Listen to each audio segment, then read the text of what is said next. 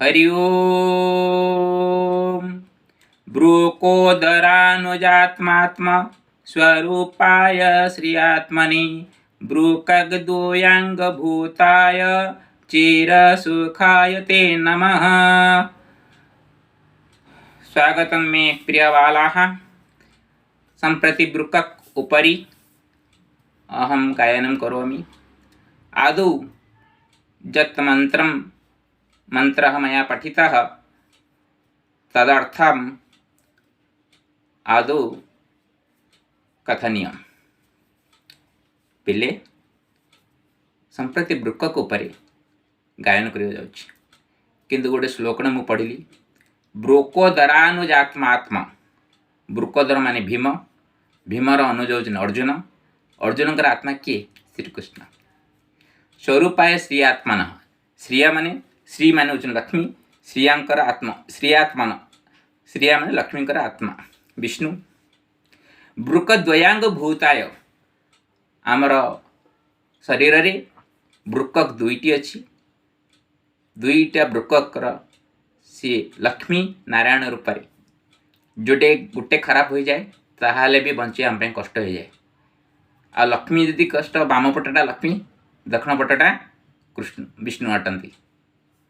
गोटे अंगर गोटे ब्रूकक यदि नष्ट होगला ताहाले भी बंचवा आम पे कष्ट हो जाए। तेणु ताकू मु लक्ष्य रखिकी एई कविताटी रचना करिछि। चिर सुखाय ते नमः। हे विष्णु, हे लक्ष्मीपति, चिर सुख बंचितला पर्यंत कौन से ब्रूकक रोग न हो से सुख पाई मु आपन नमस्कार करछि। एई श्लोकर मतलब होछि अन्य कौन से मंत्र बोलिया अपेक्षा जो पाठ में पढ़िबा से पाठ को यदि हम भगवान को रूप यदि ग्रहण करदबा ताल पाठटा आम पाई बहुत सहज हो जिवो। एटा मोर निजस्व बुद्धि। सुनिबा। मनीष शरीरे मध्यच्छदा तले उदर गुहा भीतरे मेरुदंड दोए पार्श्वरे पिलाए दुईटी ब्रूकक जानरे प्रति ब्रूककर सिंहाकृति मंजी सदृश आकारे स्थित ब्रूककर नासे प्राण हुए जान विषमे हुई मृत। वयस्क व्यक्ति ब्रूककर दैर्घ्य 10 रु 12 सेमित प्रस्थ दुहिंकर 5 रु 7 मुटई 3 जानिथ। यार खालुआ अंश को जानरे हाइलम कुहा जाए ब्रूककीय शिरा धमनी तथा च मूत्र सारणी से जोड़े। मूत्र सारणीर मूत्राशय साथे संयोगित मने रख। मूत्रर बाहुल्य मूत्रर स्वल्पता रोगर से सूचक। जानिथ पिलाए 10 लक्ष बेसी ब्रूकीय नलिका अछि नेफ्रन नामरे नामित होइण आचंबित करू अछि। नेफ्रन प्राश्वरे कप आकृतिर बाहुम्यांश कैप्सूल एही कप अंश ब्रूकक बाहरे मुहा हुई रहे भल। ब्रूकीय धमनी सूक्ष्म शाखा जान अंतर्वायुपधमनी एहा तो प्रत्येक नेफ्रन सहित संयुक्त रे रही थाई। उपधमनी से नफ्रन भीतरे जानिथ वही कैसिक नली अति सूक्ष्म नली परस्पर मिशी बहिर्वायुपधमनी दुई गोटी से उपधमनी रे संश्लिष्ट कैसिक नली सेही नली गुच्छ ग्लोमेरुल्स टी बाउम्यान कप भली। ग्लोमेरुल्स ओ बाउमेन मिसे घड़ंती कर्पसल नेफ्रन केतेक अंशत ब्रूककर गोड़े हुई न चल। शेष मुंड टेरु मध्य प्रवेशई मूत्र संग्रह नलिका ब्रूककर गह्वरे गबिनी बस्तिरे एकाटी सबु नलिका।